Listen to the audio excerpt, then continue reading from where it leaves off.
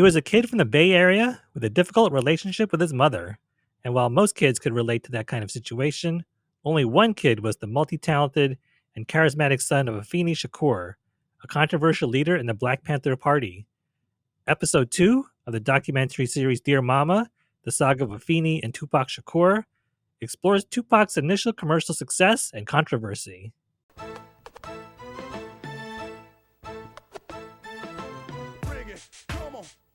Welcome to Hip Hop Movie Club.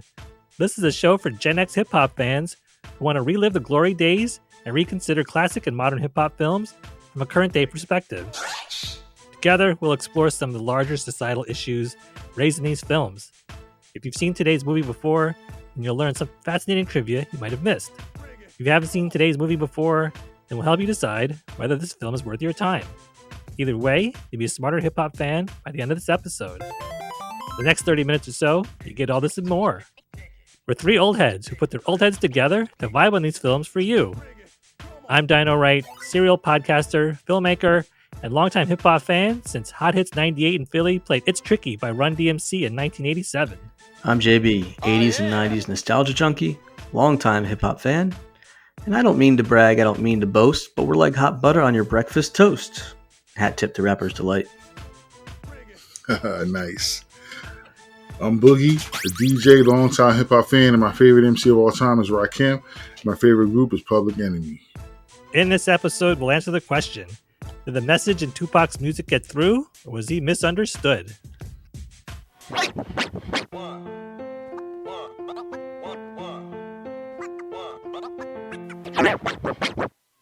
Dear Mama, the saga of Afeni and Tupac Shakur is a TV documentary series about the complex man we knew as Tupac Shakur and his mother Afeni Shakur and her influence on his life.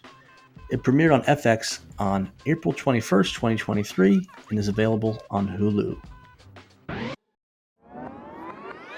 Ours, episode 2 of this docuseries was subtitled Changes, also the title of one of his songs. What did we learn about Tupac from this episode that you may not have known prior? There were definitely a lot of interesting tidbits that came out of this one. Boogie, what do you have as kind of some interesting facts that you hadn't known before? Yeah, I think probably one of the things that stood out for me, like I knew that his mother was a Black Panther, and I knew that he was heavily influenced by some of them and had relationships with some of them, but I did not realize that Geronimo Pratt, who was actually one of the military strategists in the movement, was actually his godfather. I was like, oh wow, I didn't realize that. Like I said, I knew that he had relationships with him, but that was probably the biggest thing that stuck out for me. Yeah, I learned that as well. Data right? Anything jump out? Well, back in the day, I feel strange to say this, but I didn't know that much about Tupac, and so I didn't really have all of this backstory about his Black Panther Party connections. So it was really neat to see some of this footage from the 60s. But the Marlon Brando clip that they show is really interesting. So he's speaking after Bobby Hutton's funeral. He was killed. And the message that Marlon Brando has is that he had a long way to go and a lot to learn. And it's important, I think, even now, that it's not just people of color that need to do this work. It needs to be everybody, including white people, doing the work. So unfortunately, he said it like 50 years ago. It's still true. And we still need to work on it, maybe 60 years ago. But it was really fascinating to see that then. We could use more of that allyship. I also didn't realize that Marlon Brando was an activist as well and speaking out against racism, and that was nice to see. I learned a lot as well. I had never done a real deep dive into Tupac's life, so I'm happy to do it here. I didn't realize to the extent where Tupac had to deal with a lot of fallout from his music that he necessarily didn't have to. It was kind of like he carried a huge burden. For example, the young man that killed the cop in Texas, Ronald Howard, and he said that he was listening to Tupac's music and there were songs about violence against police officers, and he blamed that on that was his defense in court. And so Tupac had to answer a lot of questions. That's a lot of pressure for someone in his early 20s at the time. Also, when Juice came out, and unfortunately there was violence in and outside of the movie theaters, and all the cameras, are in Tupac's face. So, I mean, that's quite a burden to carry. So you get to kind of see behind the scenes a lot of the things he's dealing with, to the extent that there was rumors about, Tupac having a multi-personality disorder or bipolar disorder. And I love how his Aunt Glo called BS on that and said, no, he had anxiety. He was a young kid. He had his duality as a Gemini. And his drama teacher was saying, no, he was just an emotional guy. He wore his emotions on his sleeve. So very complex, but you really see the inner workings of his mind. I forget who quoted, but there was a quote early on in the episode where it says, "Genius comes with a price," and that's right. I mean, Mm-hmm. he was so great with his words, and his charisma so jumps off the screen. And unfortunately, there are some ramifications that came out about it, and he had to deal with some of those repercussions. Yeah, I think it was like to kind of piggyback on for what you're saying. I found it kind of sad to a certain extent with some of the fallout that he had to deal with, where some of his lyrics were cherry picked, and they Yeah. would say, "Oh yeah, you said you wanted to shoot a cop," and he's like, "Did you read? Did you hear the whole context of what was going on?" Like the guy, I'm telling the story of a person who had a fear of beaten by cops in the wake of Rodney King, and that's how he reacted. But if you go through the whole story, you can see that he actually regretted his actions, and now it shows that now he's in jail, and because he's in jail, there's certain things that are going on at home, and he's not there to protect his family or be there for his brother and other family members and things like that.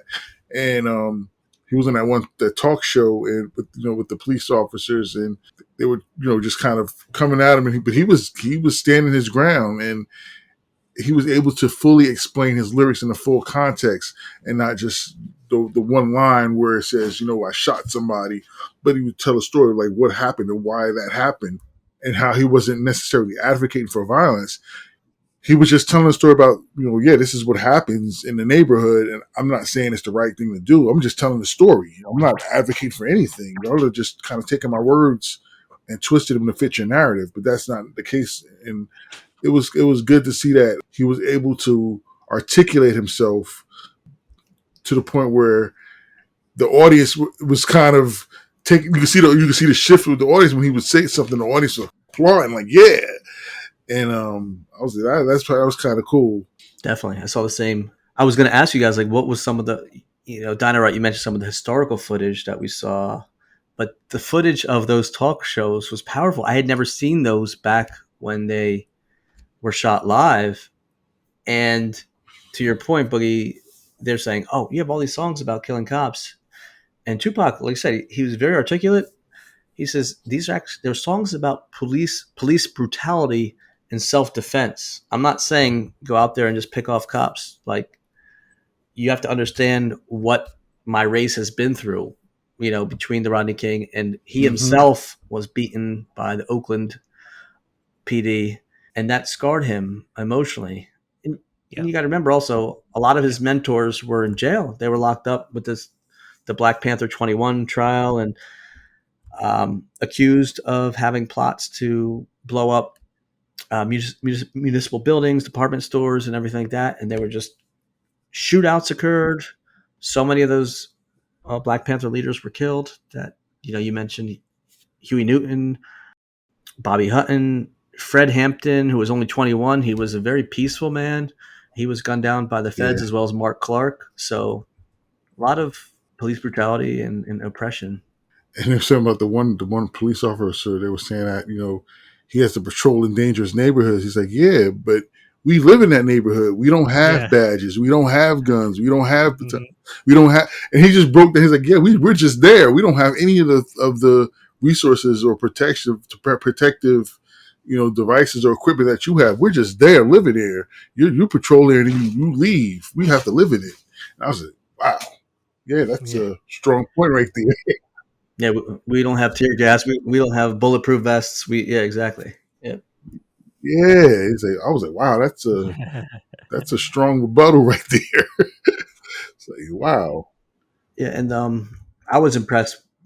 when Brenda's Got a Baby came out, which was one of his very early hits, and it was based on a true story.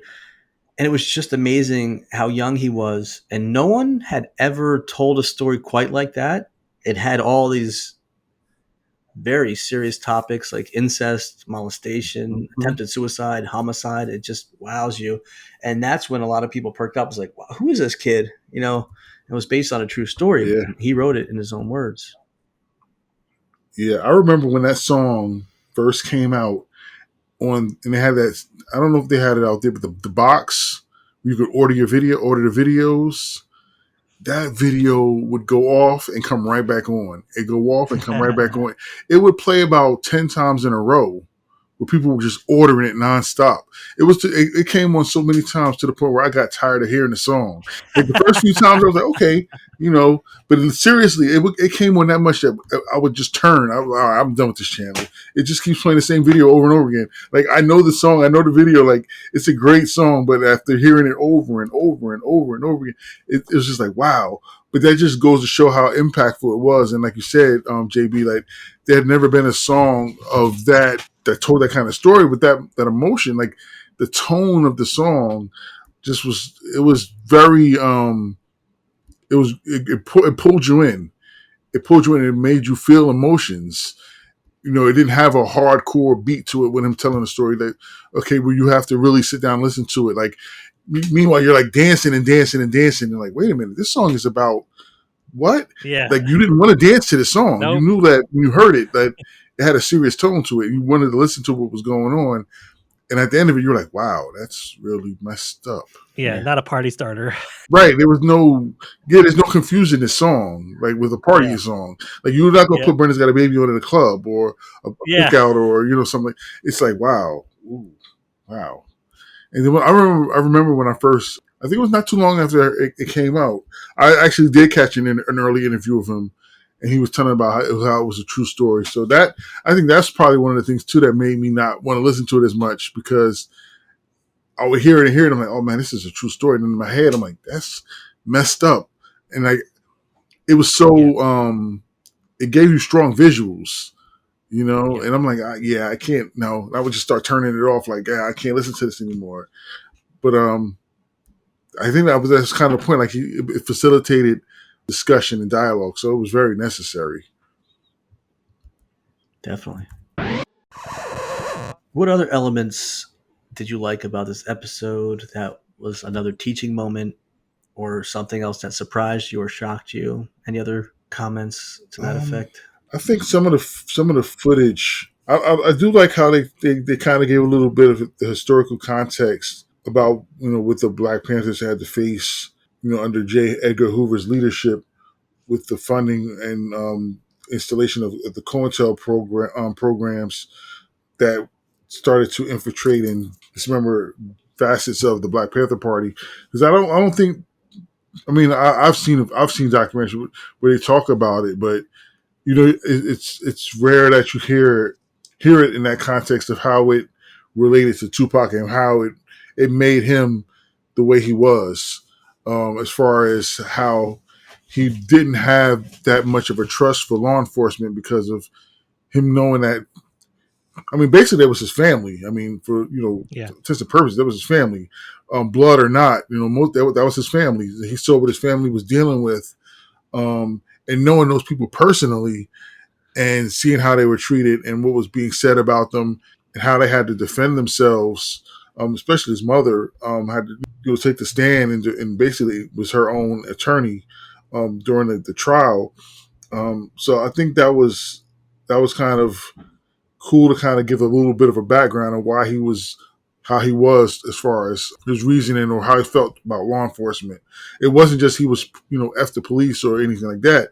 He had like documented instances of family members being harassed and beaten or arrested and mistreated by police officers. So he had a real reason to feel the way he did. And also how being so tied to the Black Panther Party, it made him want to advocate more for his people and not just, okay, I want to go out and make music, but I want to use my voice for something a little more than just making music, but I want to push a narrative. I want to get my voice out there. I want to be a voice for people that aren't necessarily represented. And I think that was really cool how they tied that in like that. Yeah, there was a quote I think in there that said he didn't want to be Chuck D or KRS-One, speak to the already Yeah, converted Yeah. people that already knew Yeah.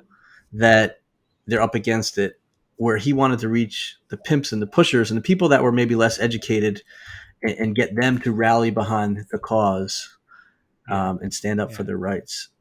And I thought it was a little bit Yeah. funny.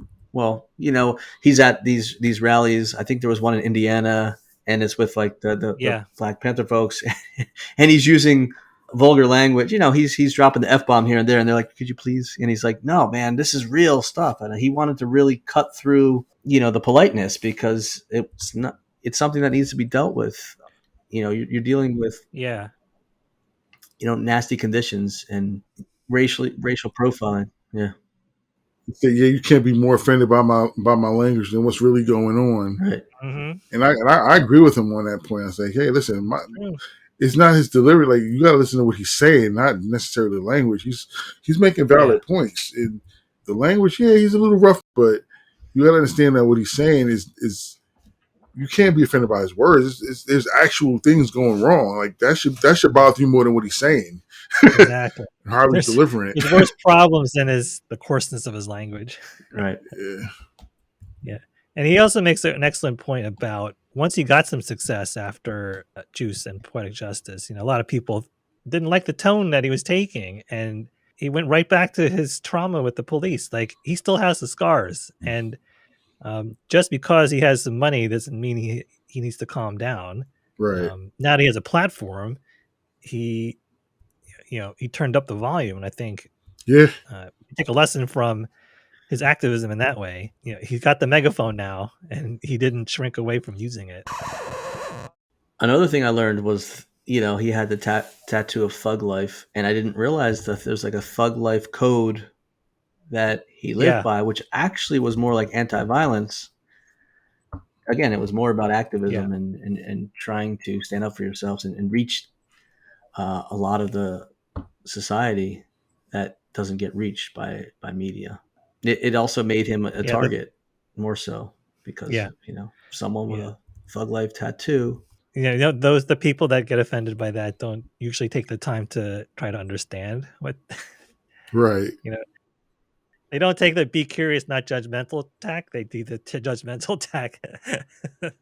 Yeah, that was pretty fascinating. What Tani would talk about, in this episode about the Thug Life Code. That's worth seeing if Yeah. you haven't seen this. Interesting dialogue about that. Yeah, Tupac was no angel. He carried a heavy chip on his shoulder, and there were a couple of incidents where, again, he's dealing with some fallout from his music, his behavior. There was the one turning point event, the Marin City Music Festival, which was like a homecoming for Tupac. He had a degree of success, and he had spent a few years of his his high school years in Marin City, California. Unfortunately, during his concert, a fight broke out, Marin. and a young child named Kaid was killed. 6-year-old was playing on the playground, and a stray bullet hit him because there was a lot of jealousy, and a fight broke out. And Tupac took it hard, and it changed him. I dug a little bit deeper, and I kind of looked it up because I didn't really know much about that story. Apparently, it was Tupac's gun. There was a big argument and a scuffle, and he had dropped his gun, but someone else grabbed it, and shots came out and hit the young child. But he had to face the consequences. Some of the articles stated that Tupac may have instigated some of the rioting, saying some disparaging things about the city and causing an uproar. Still no reason for what had happened, but it seemed like controversy followed him. Yeah. But again, he had a little bit of that edge to him that kind of led to controversy as well. Also, I saw that the Hughes brothers were like his producers, video producers, and the one guy, it's come full circle, Alan Hughes, said he was beaten up by like 10 guys from his entourage, part of Tupac's crew, and it was really over like creative differences because he was supposed to be a menace to society, but he wouldn't change the character. He didn't want to be like a pacifist, and it led to Alan Hughes getting beat up. But even he came around and was like, I don't. Maybe I should have listened to him and kind of worked this out. Yeah. Yeah. But I see the parallels between his real life persona and then like Bishop and Juice. You know how he's like all hell bent on revolution and rallying troops and stuff like that. Like you see a lot of parallels there. And he even mentioned, possibly dying, for the cause. And unfortunately, that Yeah. was kind of prophetic. And you're like, wow, this he's going to go. He might go down in a blaze of glory. And unfortunately, like, that's kind of what happened, because once he gets riled up, and we already covered this when we went to the Notorious episode. He was shot going into the studio in New York, and he thought that it was Biggie's crew. And once that East Coast West Coast feud, there's like no turning back. And Yeah. now we know kind of Yeah. behind this what's going on in his psyche that would lead him to seek vengeance. And It's a tragic story it is. of him, because he had so much potential. And like I said, we're only on episode 2. Yeah. We still have episodes to go. And he had so much potential, so much good that he could have done. But like you said, once something was a little off, that edge kicked in, and he just couldn't let it go, or turn the cheek, as most people would say, and just kind of push forward. And it's sad. It's sad when you see what could have come from his life had he been able to get past some of those issues and some of those differences that he would have with people. And I often get asked the question too, when you mentioned Big and Notorious in the East Coast West Coast people. I often do get asked, do I think they would have reconciled at some point? And I wholeheartedly think they would have. I think they would have reconciled. I think they probably could have, and it's a shame that we never got to see that. you know. That's a good question. Hypothetical question. Would they ever have reconciled? I think it would have probably been just them kind of blocking out the voices and just saying, Yeah. I know him, he knows me. Why don't we just sit down and talk about it, rather than having everybody in their ears saying, "Oh, well, nah, man, nah." Because I think that's a lot of what kind of fueled it too. I mean, at first, yeah, it did look a little suspicious, but I think that if they would have been able to just have a face to face without all of the side voices, I think they probably come to some kind of an understanding. Yeah, maybe like a professional intervention of sorts, getting both sides together. Right. I wonder what impact technology would have on that, like social media. Nowadays, if you have some mutual friends or acquaintances, maybe someone reach out and try to start a peace offering of sorts. I don't know. I think Obama could have done it.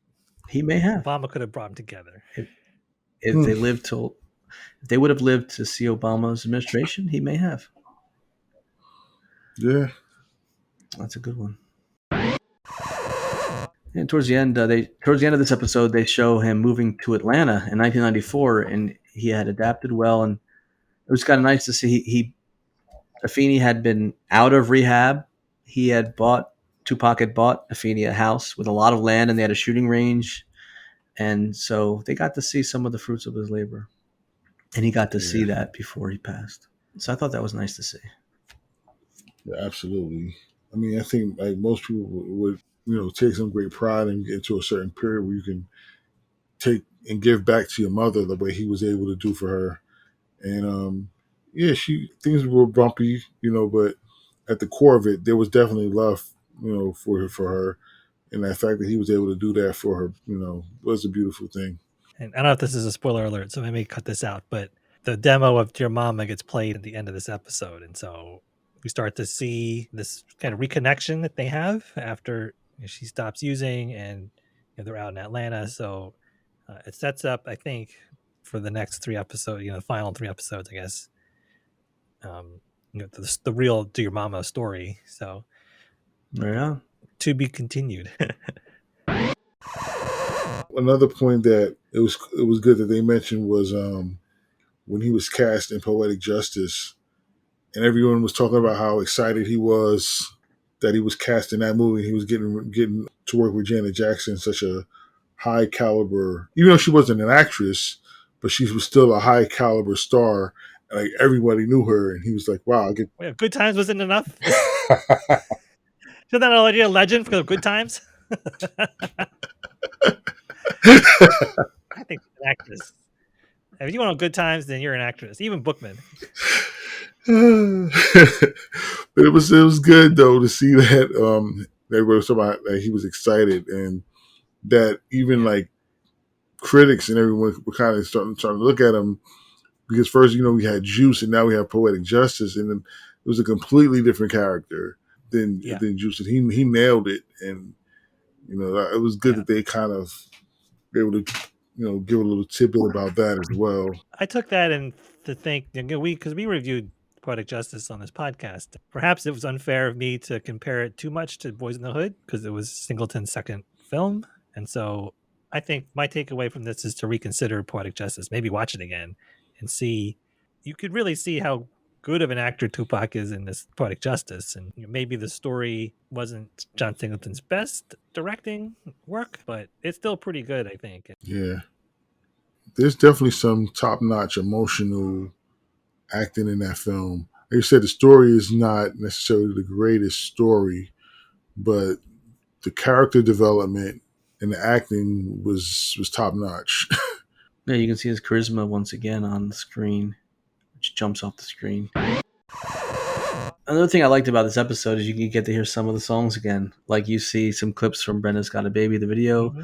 The song Changes, which I think is one of my favorite songs of Tupac, which uses the Bruce Hornsby and the Range sample. Mm-hmm. And I Get Around, they show like kind of a little bit of the video and how he had the magnetism to the ladies. I Get Around is one of my top 10 non-Tribe Called Quest tracks of all time. It is on my Desert Island. That song is so good. A lot of fun. Yeah. Yeah, that's a fun song and a fun video. Anytime that video would come on, I was like glued to the screen. Yep. A surf stopper. That song that comes on, definitely watch till the end. They pretty much said they were just like partying all day and then shooting clips from the song in between in the pool and whatnot. Yeah. Not a bad gig. It's pretty good. Yeah. Another thing that I kind of thought, I mean, I've heard about it already, but they threw it in there was him and Madonna. I mean, I had already heard that, but I was like, oh, they mentioned that. Okay. All right. So we're confirming that really happened. Yeah, it's news that's fit to print. Okay, so we got the hard confirmation. It's funny is that he would tell. It was like his Aunt Glow seemed to be one that would like the tabloid stuff because she said like, "Oh, who are you with? Who are you with?" Like she wanted to know, and I don't think Afeni wanted to really know. Yeah. Yeah. Yeah. She was like, "Oh no parts of that." Mm-hmm. Yeah. Yep. Better off knowing, not knowing. Yeah, so I'm looking forward to the next few episodes.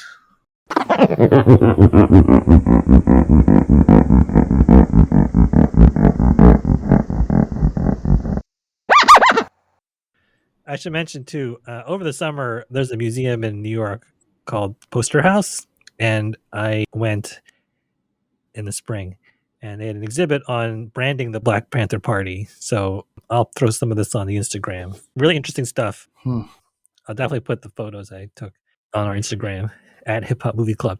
Yeah, if that one's up, I might take a trip over and check that one out. The exhibit at the Poster House is called Black Power to Black People, Branding the Black Panther Party, and it's open until September 10th. Oh, nice. So hit it up. Yeah, I'm going to check that one out.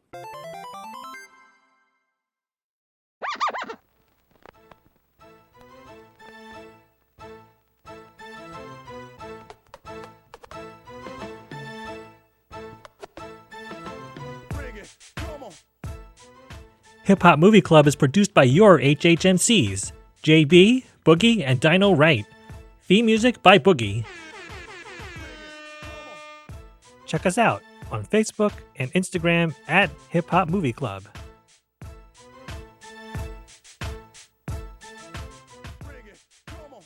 On the next episode of the Hip Hop Movie Club podcast, your HHMCs reviewed episode 3 of Dear Mama, the saga of Afeni and Tupac Shakur. It drops in 2 weeks. Subscribe in your favorite podcast app. You won't miss it. Shout out to you listeners. Thanks for tuning in. And remember, don't hate, differentiate. Differentiate. Stand out. Nice. Nice.